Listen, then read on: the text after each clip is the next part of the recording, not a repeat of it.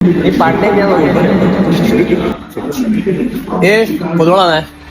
ഇന്ന് നമ്മളെ പാലക്കാട് നീണ്ട 4 വർഷത്തെ കഠിന പണിക്ക് ശേഷം നമ്മൾ ഇവിടുന്ന് വിട്ടു പോന്നെയാണ്, പിരിഞ്ഞു പോന്നെയാണ്. അപ്പോൾ പാലക്കാടിലൊരു യാത്രയായപ്പോൾ ഇന്നത്തെ വീഡിയോ ഇതാണ്. പാലക്കാട് നമ്മൾ ഈ കുടുംബശ്രീക്കാർ കൊട്ടിയൂരൊക്കെ ടൂർ പോക്കില്ലേ, അത് കണക്കാണ് ഒരുത്തനെ കൊണ്ടാക്കാൻ വേണ്ടി പോകുന്നത്. അല്ല വേണ്ട, ഇത് 4ാമത്തെ പോക്കാണ്. ഇനി ഇത്രയെല്ലാം മതി. ഇനിയും കൊടുത്താലും തിരിച്ചു വരും ആദ്യം. അല്ല 1:30 ട്രെയിൻ, 1 മണിക്ക് നമുക്ക് എത്തിയാൽ മതി.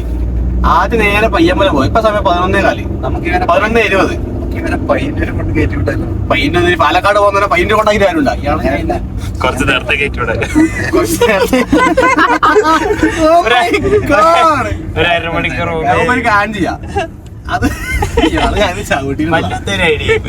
കുറച്ചും കൂടി അഭിപ്രായം പറയാൻ അവസരം കൊടുത്താൽ അയാൾ അത് പയ്യന്റെ എത്തിക്കിട്ടി നമ്മളാ.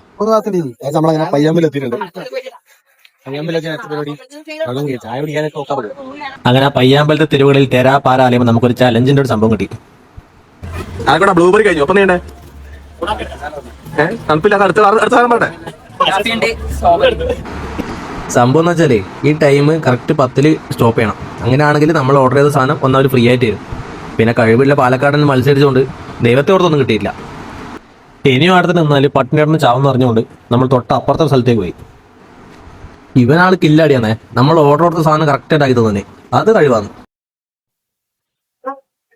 ഇതാണ് നമ്മുടെ ആള് ആക്കി തന്നതാണ് പിടിക്കുന്നത് നമ്മൾ. ഈ ഫോണിന് ഫ്രണ്ടിൽ ക്യാമറയും കൊടുത്തിട്ട് ഇവൻ തിരിച്ചു പിടിച്ചിട്ട് ഫോട്ടോ എടുക്കുന്നതിന്റെ ഔചിത്യം മനസ്സിലായില്ല. അത് എടുത്താൽ നല്ല പ്രശ്നമില്ല, അത് പിന്നെ ആദ്യം മാറ്റിയെടുക്കണം. ഓന്റെ മുഖേ കാണൂല, ബാക്കി ആരും കാണൂല. പിന്നെ യാത്രയായി പോയിന്റ് ആയതുകൊണ്ടും പാവത്താനല്ലേ പിഞ്ചു മനസ്സിന്റെ ഉടമയായതുകൊണ്ട് സമ്മതിച്ചു കൊടുത്തു. പോകുന്ന നോക്കി നമ്മളൊരു ചായ കിട്ടു നോക്കി, പക്ഷെ ഒത്തില്ല. പക്ഷെ അത് നമ്മൾ ചായ സ്റ്റേഷനിൽ എത്തിയിട്ട് മുതലാക്കി വേറെ കാര്യം. 1:45 ട്രെയിനാണ്.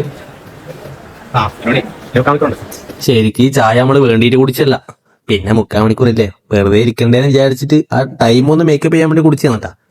എല്ലാവരും ചാവടിക്കുമ്പോൾ കൊടുത്തിട്ട് സ്പ്രൈറ്റ് കുടിക്കുന്നത്, അത് രാത്രി ആ മഴയത്ത്. പിന്നെ നമ്മളെ നാടിനെ കുറിച്ചുള്ള അഭിപ്രായം ചോദിച്ചു. പൊതുവെ കണ്ണൂർ എന്ന് പറയുമ്പോൾ പുറം നാട്ടുകാർക്ക് ഒരു പേടിയാണല്ല. പക്ഷെ ആ പേടിയും കൊണ്ട് തന്നെ അവൻ വന്നത് അങ്ങനെ. പക്ഷെ ഇവിടെ നിന്ന് നമ്മളൊക്കെ കണ്ട് നാട്ടുകാരായിട്ട് പരിചയപ്പെടാൻ പാടുമ്പോൾ ശരിയായ കണ്ണൂരുകാരുടെ സ്നേഹം മനസ്സിലായത്.